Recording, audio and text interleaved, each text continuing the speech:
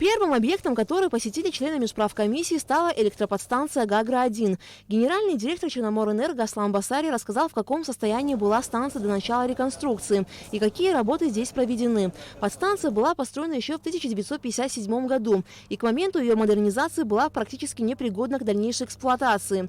«Гагра-1» питает основные узлы города, в частности его центральные районы, и перебои в подаче электроэнергии в основном происходили из-за больших нагрузок, которые сети не выдерживали по причине изношенности оборудования. Если ранее мощность «Гагра-1» была всего 20 киловатт, то теперь благодаря установке двух трансформаторов по 25 тысяч киловольт-ампер каждый, ее мощность увеличилась вдвое и составляет 50 киловатт.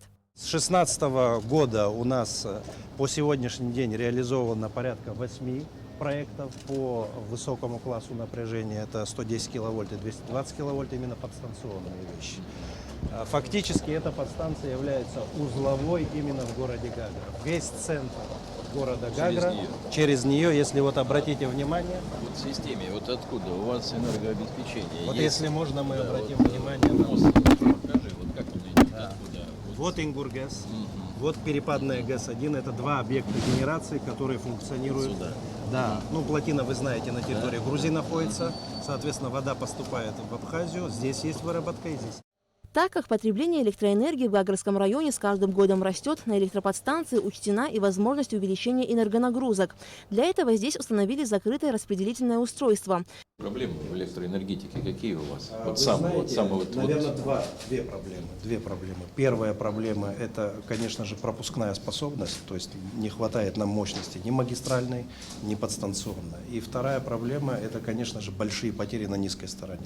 То есть в силу того, что мы не можем нормальным образом контролировать сеть из-за отсутствия приборов учета, из-за дисциплины неплатежей и так далее, получается, что у нас такое количество потерь при реконструкции этих сетей и при приведении в порядок учета.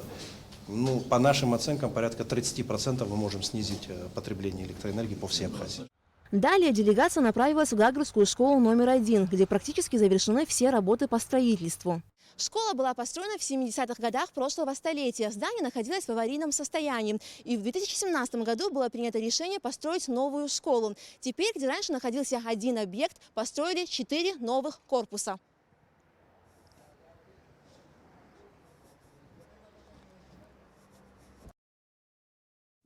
Два корпуса школы учебные, есть актовый зал и спортзал. Все они сообщаются между собой с закрытыми внутренними переходами. В образовательном учреждении 48 учебных и 8 лабораторных кабинетов. Делали проект на 600. На 600, да, это человек. Обычная средняя школа, да?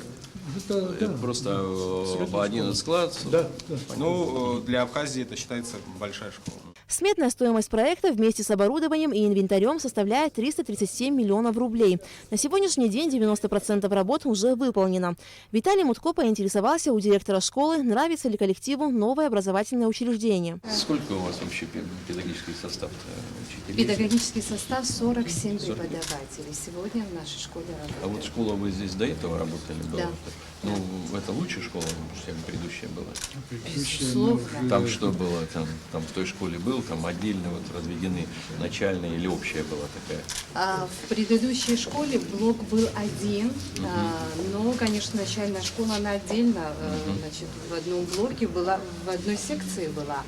А здесь у нас мы планируем начальную школу разместить в корпусе в блоке А. Ну, они будут отдельно. Это очень правильно, это очень хорошо. Ну, вот у нас сейчас тоже пошли такие типовые школы. Мы тут методически, конечно, это намного лучше и правильнее. Здесь, в этом корпусе, будет среднее и старшее звено. Они выходят во двор отдельно сюда, маленькие в другой нижний двор выходят, там у них зеленая площадка, вот очень мило. Ну, понятно. Да. Ну, ясно. Значит, в целом вы так довольны? Очень. Все строительно-монтажные и пусконаладочные работы в Гагрской первой школе планируется завершить к концу текущего года.